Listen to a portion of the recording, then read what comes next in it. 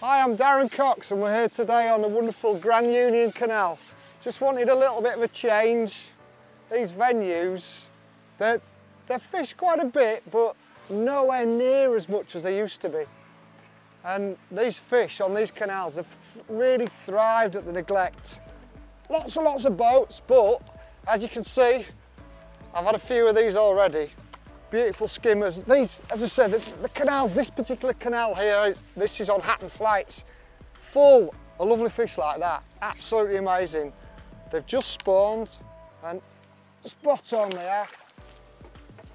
What I'll do today, I'll show you what I do to try and catch this kind of species. As I say, I'm specifically targeting skimmers here. So there's a few tricks and bits and pieces, different baits and feeding tactics, rigs that we can use to help you catch more fish up and down the country wherever you live. There's canals everywhere and they're really easy access. So should get on them and I'll show you how to do it. As I said, I'm here on lovely Grand Union Canal. It's quite a historic place this. It's just outside Warwick and they call it Hatton Flights. It's an amazing feat of engineering.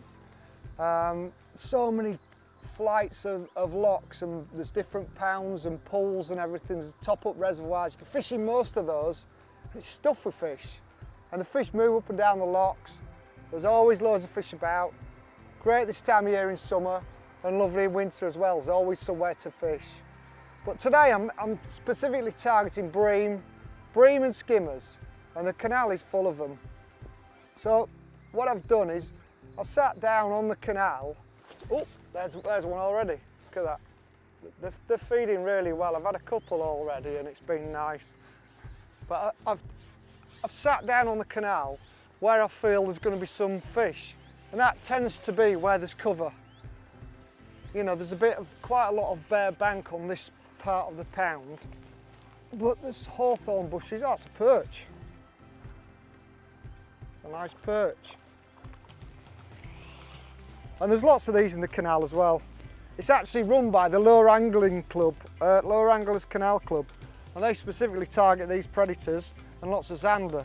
But there's lots of perch, lots of skimmers. And I put some chopped worm in, so that's going to give me a chance of catching. It might even catch a zander, but certainly catch a few perch. So, like I was saying, I've targeted that far bank. I've got loads of cover here, lots of brambles, lots of hanging down bushes. It's quite deep across there because it's well maintained, this part of the canal. You know, there's lots of locks, there's lots of flow going through it, so it keeps its natural depth. And that's really important. Don't think it's too deep far across. I've got the best part 3.5 foot there, whereas normally you'd expect to have quite a lot less on the far bank of a canal. So what I've done, I've just set 3 lines up over there, and I like to edge my bets a little bit. So what I've done is I've fed one line with chopped worms and casters and a few live maggots to my right underneath that bush. I've fed what I class as a middle line tight across with normal ground bait. I'll come onto the ground baits a bit later on. Normal ground bait with lots of little particles and bits and pieces, dead maggots, a few live maggots, but again some worms. Worms are key this time of year. The fish are spawned and they like to have those amino acids that leach out the chopped worms. And then my final line across, I've actually put a fish meal line in. And now fish meal is good on canals nowadays, and it can be really selective and catch you a lot of fish. And certainly when there's small fish about, it helps. And then what I've done is I've just put one more deep line in, which is sort of 2 metres off the far bank. It's the sort of line that the fish might just drop back off onto. There's lots of boats here, lots of canal movement. So the most important thing to understand when there's lots of canal movement is the fish move about. They really do move around a lot. One minute they can be up right tight to the far bank, the next minute they can be in the middle of the canal, and they're all over the place. Don't ever be afraid to spread bait about and put different lines in, set different traps, because that is pretty much the crux of canal fishing. It's about covering all your bases, and we'll come on to that a lot more later on in the session.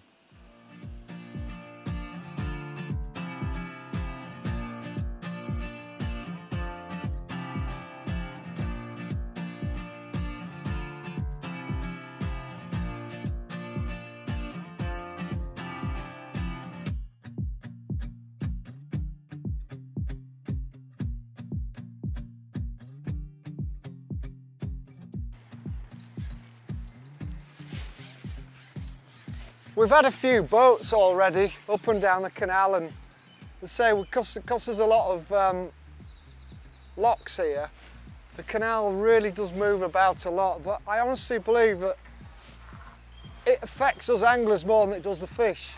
You've got to be a bit patient because the canal bounces about up and down, but often you will find that as the canal settles, oh, that's a good fish, is that? That's a lovely fish.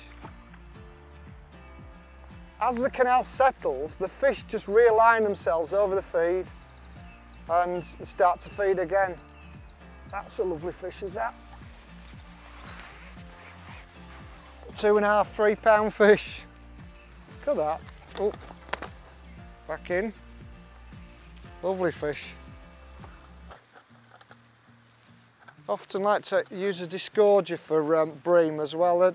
I can see the hook perfectly well, but the mouths are so rubbery, often it just protects your hook quite a bit, and it means that you get the hook out of the fish much easier, and it's good for the fish as well. But as I was always saying to you, the canals bounce about and they go left to right, and you're thinking, where's my fish gone, where's my bait gone? But don't worry about it. Just get on, concentrate on your fishing. If the fish have gone, then you can put a tiny little bit of bait in. Don't go mad with bait ever. Just potting a little bit in, starting your peg up again. You'll be amazed at how often the fish come back. Once they find the feed, they'll come back on it. You just got to keep giving them that little bit of bait all the time and rotating those swims. Catch, that was a big fish I caught then.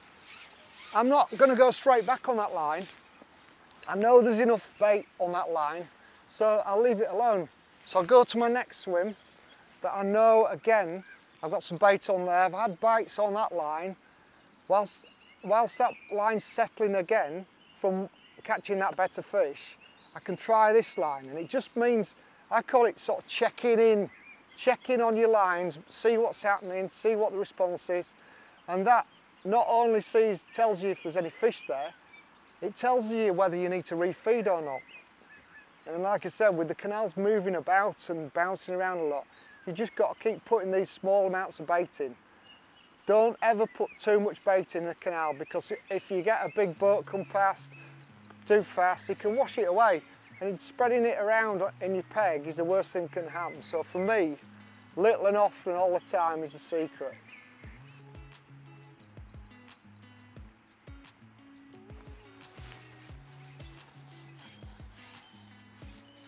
One really nice thing that's happened today already is I'm starting to catch on more than one line. And when you can catch on more than one line on the canal, it just means that you can often keep the fish coming for a lot longer. I've had quite a few of these skimmers. I've got 3 lines over there, they're all the same depth, so I can switch between lines without having to change my rig. So I can flip over there if I have a bite there, yeah, if I don't, move to the next one. And I've already had bites on these lines across, which is fantastic news. Again, it means there's plenty of fish showing, plenty of active fish moving about looking for feed and catching lovely fish like that. Look at that, you see what that was on, a red worm. It's wearing it. So we're about an hour and a half into the session now, and I topped one line up earlier just with a little bit of chopped worm and caster. But because I've caught on every line, I've had a really good start today. I couldn't have wished for a better start, in all honesty. Caught on each line, caught some quality skimmers. But I'm just conscious I didn't put masses in at the start because I didn't want the boats to come and wash it all away. So I've just fed 2 out of my 3 lines now, just to see whether I can get a response on those lines or not. In an ideal world, I go in and catch on those lines, and then I can build those lines once again. The canal's just starting to move a little bit. Oh, that was a bite though. That was definitely a bite then. Problem is, when it's moving, very hard to hold it still for skimmers, because I'm fishing a light flow and I'm almost reverse dragging the rig. I'm letting the rig try and settle on its own. I've got a piece of red worm or a piece of dendrobina on, which is quite heavy bait, and so I can sort of anchor it up. But when it's towing like mad with this light rig, it's a little bit awkward. So the canal's just started moving. I can see, I've just looked around there and there's a boat in the bottom lock, so that means it's going to move about quite a bit. So I think whilst it's moving around, I don't think I'm going to catch many fish. So let's have a look at what bait I'm using. Well, you can see from my side tray I've got lots of different types of bait. That's probably me. I like to be prepared. I like to cover all my bases. When you're going to places that, you know, the multiple species and different colours of water, you know, you never know what you're going to need. But my basics, absolute basics for today, critical baits, as far as I'm concerned, are red maggots, casters and red worms. Really good sound bait, you can catch most fish with those. But I've got a mixture of live maggots, dead maggots, I've got casters, I've got some pinkies just in case I need them if I'm fishing for small fish. Today, already I've had a great day, so I won't be using my pinkies, but I've got them there just in case I need them. But one of the most important things for me today, I've got 2 ground bait mixes. Historically, you wouldn't be using fish meal on canals. It was a real no-no. But we were largely fishing for small fish with maybe one bonus fish.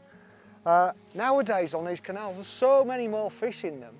So many more big skimmers, little skimmers, odd carp, chub in some canals, that it pays to be selective. So what I've done today, I've put 2 lines in with ground bait. I've got one of my absolute favourite silverfish ground baits, it's Proactive. A really good, lovely smelling, lots of seeds and active bits and pieces in it to just give you movement in the water. You put a ball of this in on the bottom and you can see it just on the surface, just pinking away all day, and it's constantly working. So it's got the maximum amount of attraction with all the rapeseed oils, the hemps and bits and pieces, and all the stuff that skimmers, roach, gudgeon, perch, every type of fish will like. So I can catch anything I want to on that. With my other ground bait, what I've got, this is probably my new favourite fish meal ground bait for this time of year when you need a bit of colour. Green Supreme. I use it everywhere. I've used it at places like Barston and caught hundreds and hundreds of pounds of skimmers last year. Superb. You can mix it up sloppy, you can mix it up wet, and you can mix it up dry. It just works so well. What I've done there, I've put a few red and natural pellets with it. I've dyed a few of our Mainline Max 2mm activated coarse pellets. These are really good. That's them in the original format. I've just used the red krill bait colourant, and it's basically just to give a bit of colour in the feed. And what those 2mm pellets do, they're totally selective.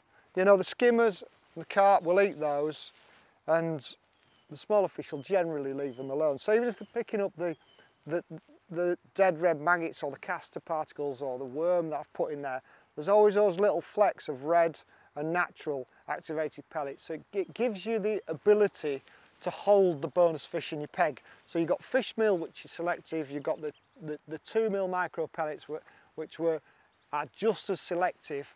So I can put that in on one line, test it, see if it works, and if necessary I can put it all over the lines. If I know that it's going to catch me skimmers and I start to get bites off it, then I'll go for that and start putting more of that in with chopped worm. So as I say, it looks like I've got crazy amounts of bait. I've got lots of little bits of bait, so lots of choice. Finally, the last few bits, I've got some dendrobinas, just dendrobinas and red worms. And what I tend to do is I use like a big chunk of dendrobina or a little small red worm. Either one, they just need to kick and wriggle. That's how you attract the fish on the hook, and that's how they work over the top of all that bait. Let's have another go. Rigs are fairly straightforward for fishing over there. A lot of canal fishing historically used to fish with very fine bristles and things like that, but we've learned a lot from commercial fishing, and we've transferred the floats we use from commercial fishing over to canal fishing. A lot of hollow bristles now, plastic hollow bristles. They don't have to be thick, but you can really see them well. And what I'm doing now is I'm using a DCC41, which it's only a little tiny float. This one's in 0.2. I've got them set up in 0.3 as well, just for when it's towing a bit. But they sit nice and stable. They've got a short carbon stem, a little squat body, and they sit lovely in the water. One of the nice things about them is you can put a little bit of depth on, and you can just anchor them up. The float will just sit and hold, and just in the same way as we used to use dibbers years and years ago on the canal for caster fishing. But it's the buoyancy that's important, because you can shot the float down, and when the canal's moving up and down, you still have that little bit of extra depth on, and it just trundles through and it anchors up, moves, anchors up, moves. And then the 0.3 version, and I use these for all 3 lines because I'm fishing exactly the same depth on all 3 lines, which is really nice. Often you can't do that, but if you can find the right depth, the same depth on all lines, it really helps you with your rig choice and selection. You don't need to put anywhere near as many rigs up. Shotting wise, very easy. I've just got strung out number 10 shot on this rig. Oh, there's a fish now, look. That was nice, just refed as well, so it's always nice when you get a response to your feeding. Yeah, just strung out number 10s, just so I can lay it in and it'll fall down, it'll settle, and I can then fish it with a little bit of depth, a little bit of line on the bottom, and it just sits perfectly. For these skimmers, ideally you need to have your bait still. So, hence the reason for just setting up a 0.3 version. When the canal's moving, if I've got time, I can come in, put that rig on, and just, again, I've got about 4 inches of depth on the bottom most of the time. The canal is moving up and down a little bit because obviously when the lock's open, the water disperses and water goes through the lock gates. But generally, I just like to have a little bit of line on the bottom. It really, really helps then, keeping the bait still. Rig wise, as I say, cover the floats. One little trick I use, and some people might think this sounds crazy, but I use 018 mainline because it keeps straight. I'm going under the trees. I've got a back shot, a number 8 back shot, halfway between my float and my pole tip, with a stiff 018 diameter line. I'm only fishing an 010 bottom because the easy fish to catch even with a light line. It just keeps everything straight. It just means that I'm not going to end up getting in the trees, although sometimes you've got to do. If you want to catch these fish, you've got to get tight to the features. That's really important. So don't bottle it. If you have to lose a rig or 2, you're better off getting underneath there and getting to where the fish are. Because if you sit away from a lot of the features and wait for those fish to come to you, they're never going to come. They live under those trees. You've got to feed them. Look at that straight away again. That's a good fish. Straight away. So these fish are really responding well today to feed. And I just lowered that in. And straight away, another good fish. Hook choice, fairly straightforward.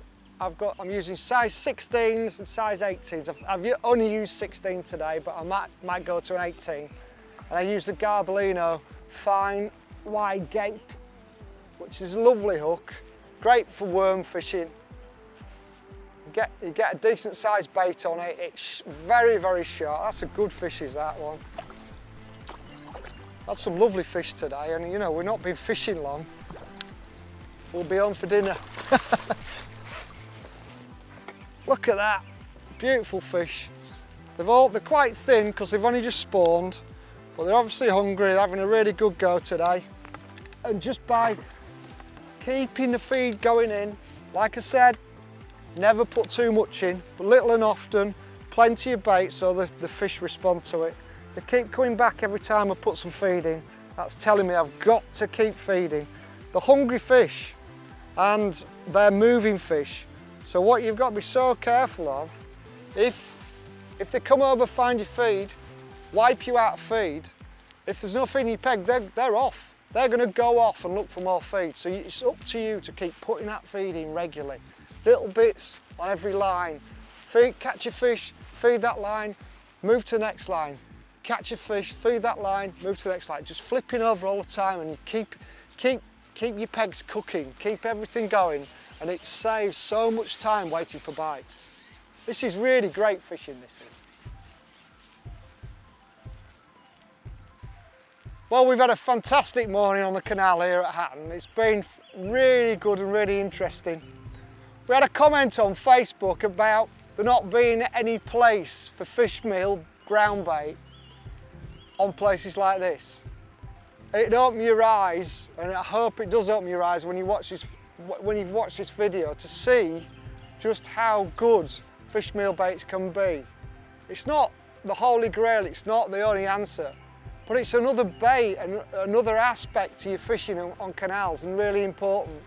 I've caught on every line today, but what I do know is worms have been very good, and the fish meal ground bait, the Green Supreme, with that mixture has been so effective. The fish have been feeding well. I've caught on every line.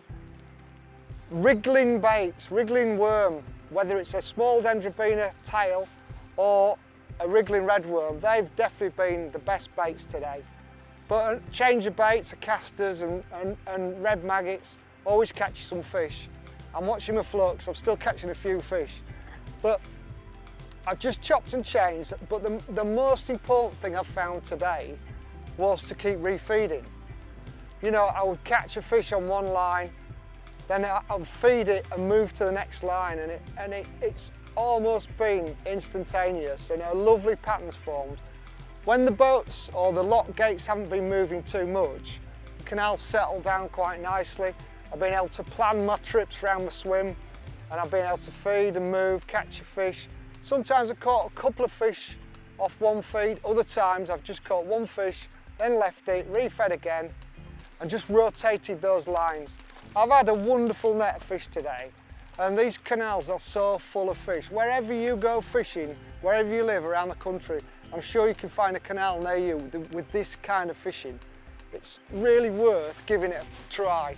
Superb fishing, nice environment, in the open countryside, or even in the middle of town centres. You can't beat it. Have a go at it, you'll love it.